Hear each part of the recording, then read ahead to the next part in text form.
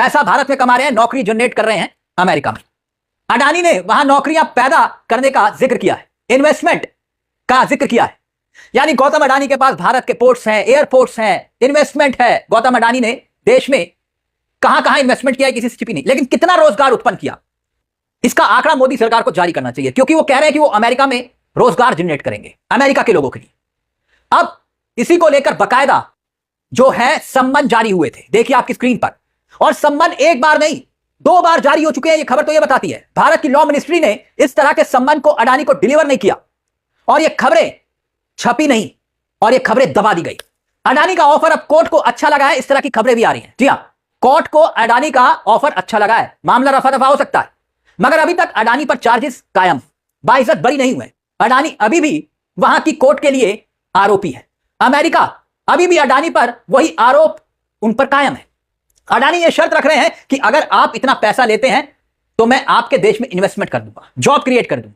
और यही आरोप तो विपक्ष लगा रहा था कि भाई यहां पर मिली भगत है और इसीलिए यह सब कुछ हो रहा है, ट्रेड डील इसीलिए हुई, और ट्रेड डील अडानी की रिहाई का सौदा है, और यही बात कही जा रही है। और अब इस पूरे मुद्दे को लेकर बाकायदा कांग्रेस भी सामने आई है। जरा सुनिए कांग्रेस का इस पूरे मुद्दे को लेकर क्या कुछ कहना है, सुनिए जरा।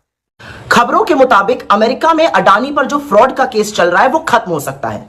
अडानी के नए वकील हैं रॉबर्ट जोसेफ ग्रीफा, और उन्होंने अमेरिका के जस्टिस डिपार्टमेंट को कहा है कि अगर वो अडानी का केस खत्म करते हैं, उनके खिलाफ आरोपों को ड्रॉप करते हैं, तो अडानी वहां पर कुछ निवेश करेंगे, नौकरियां बनाएंगे वगैरह वगैरह। एक तरह से घूस ऑफर करी गई है, क्विड प्रो को, आप हमें रिलीफ दीजिए, हम आपका ये काम करेंगे।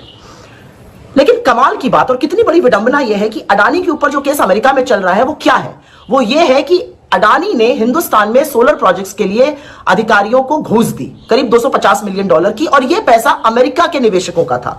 तो अमेरिका में हिंदुस्तान पर घूस देने के लिए केस चल रहा है, लेकिन हिंदुस्तान में इसकी किसी को चिंता नहीं है। सरकार को कोई फर्क नहीं पड़ता, कोई जांच नहीं, कोई आरोप नहीं, सरकार को कोई फर्क नहीं पड़ा, कोई चिंता नहीं है कि इतना बड़ा फ्रॉड का मामला सामने आया है।